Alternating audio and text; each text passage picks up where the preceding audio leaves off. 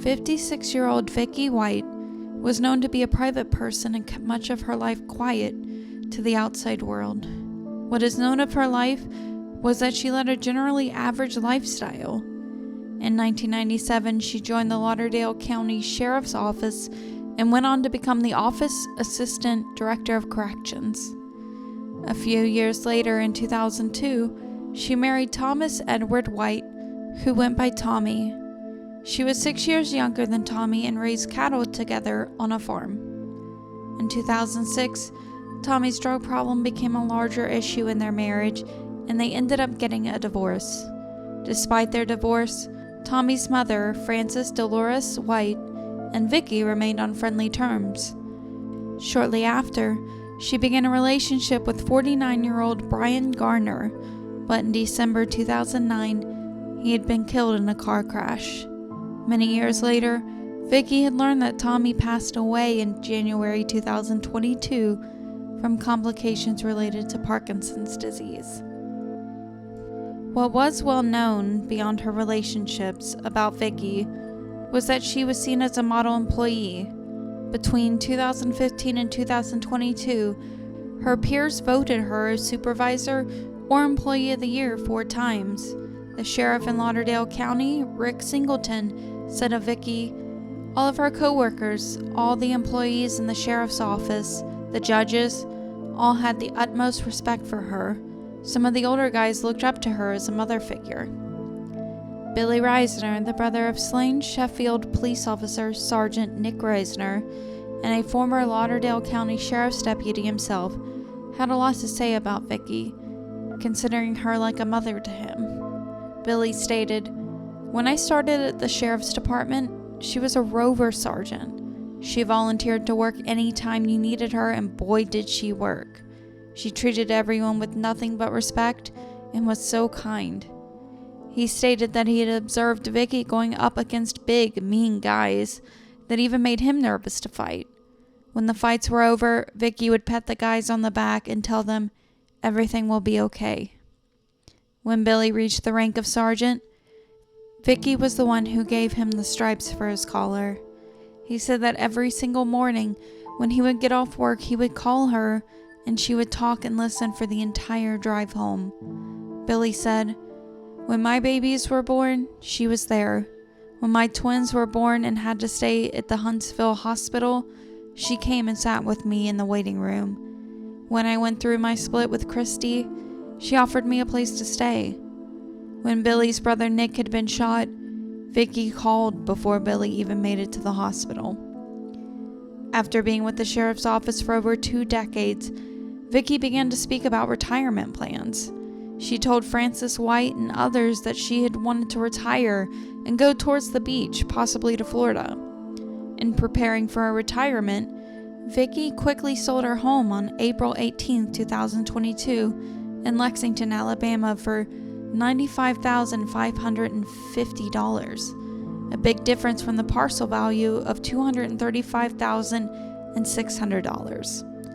On the same day, she traveled to several banks and withdrew $90,000 in cash. She then proceeded to move in with her mother. Several days after moving, Vicki bought men's clothing at a Kohl's store and bought stockings at Sugar and Spice, a sex shop in Florence, Alabama. On April 28th, Vicki submitted her retirement papers at work without telling her mother about the submission. Instead of going back to her mother's house that night, she spent the night at the Quality Inn in Florence, Alabama. Her last day of work was on April 29th. That morning at 6:30 a.m., she checked out of the Quality Inn and headed into work.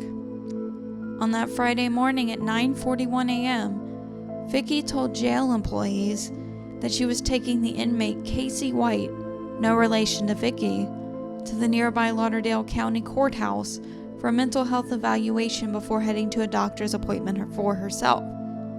Armed with her 9mm handgun, she picked up Casey from the Lauderdale County Detention Center and let him out alone, breaking protocol that required 2 armed guards for dangerous inmates. It was later determined that the mental health evaluation appointment did not exist. At 11:34 a.m., Vicky's Ford Taurus patrol car was seen in the Florence Square shopping center parking lot. Her patrol cruiser, keys, police radio, and handcuffs were left behind in the vehicle. At around 3:30 p.m., it was realized by sheriff's staff that the pair were missing. The question of why came up immediately, but soon, many dark secrets were uncovered. Casey White had a very long history of crime. Court records allege that he had beat his brother in the face and head with an axe sledgehammer handle. This attack landed him in prison in 2012 for numerous years. In 2015, he carried out a crime spree that included a home invasion, carjacking, and a police chase. In March 2016, he was indicted on 15 counts and convicted on 7 counts, including attempted murder and robbery. He was sentenced to 75 years in prison. While serving this sentence, Casey allegedly threatened to kill his ex-girlfriend and her sister if he got out of prison, and said he wanted the police to kill him. This wasn't his last entanglement with the law. In 2020, Casey was indicted for capital murder in the October 23, 2015 stabbing death of 59-year-old Connie Jane Ridgway.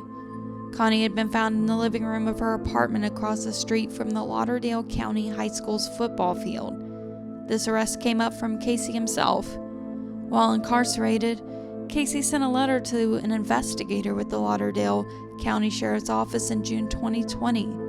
During an interview with Casey, he confessed to the crime, and his statements matched evidence at the scene that was not released. Since his confession to the murder, Casey was transferred numerous times between Donaldson State Prison and Lauderdale County Jail.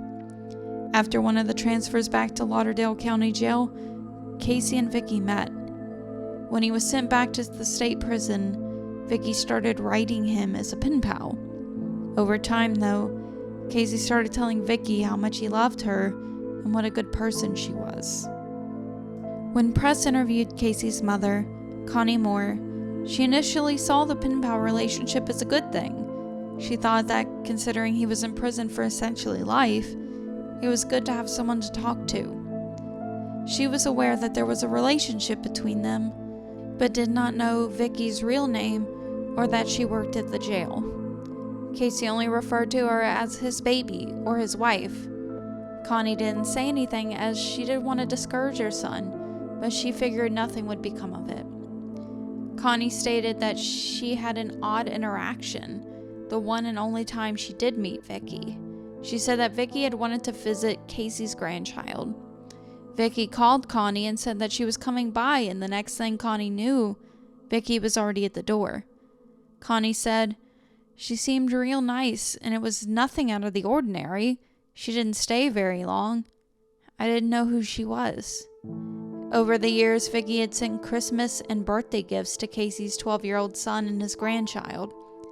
Along with the gifts to his family, Casey also mentioned to his mother that Vicki wanted to help him get out of jail legally.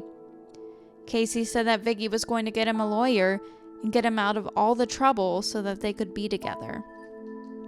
On the morning of April 29, 2022, surveillance video captured Vicki leading a handcuffed Casey out of the correctional facility alone. Before this escape, Vicki had sent a total of 12 inmates and 5 deputies under her command to court in 2 transport vans.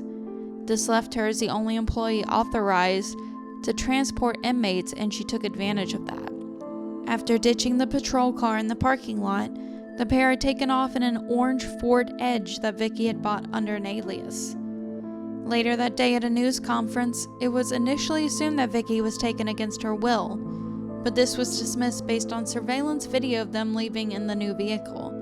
Along with this video, other inmates in the jail came forward to tell investigators that the pair were romantically involved. Phone calls made to Casey by Vicki while he was in state prison were investigated, and the relationship was confirmed. Within hours of their disappearance, deputies had obtained arrest warrants for both Vicki and Casey. A large manhunt was launched with the assistance of the U.S. Marshals Service.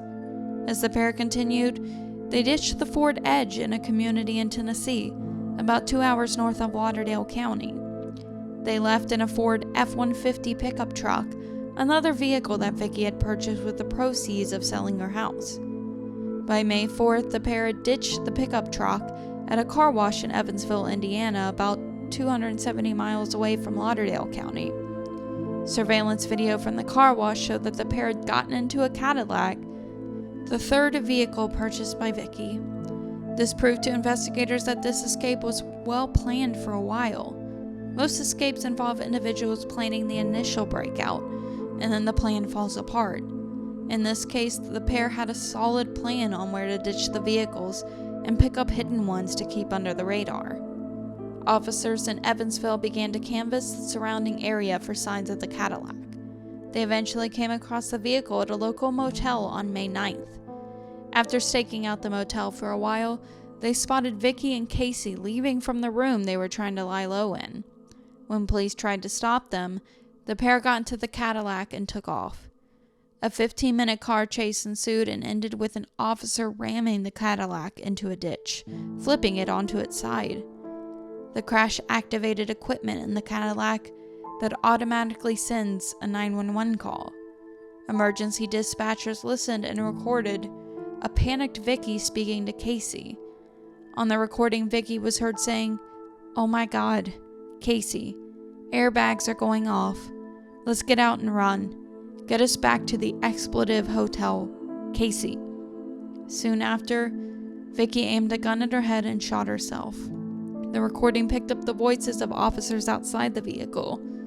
One voice was heard saying, "She's got a gun in her hand, and she's breathing. Her finger is on the trigger." Casey easily surrendered and asked the officers to help his wife, referring to Vicki. Officers arrested Casey, and Vicki was taken to the hospital. She was pronounced dead. An autopsy confirmed that Vicki had died from a self-inflicted gunshot wound.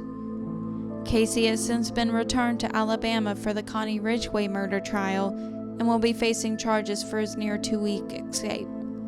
Vicki's family held her funeral on Saturday, May 14th.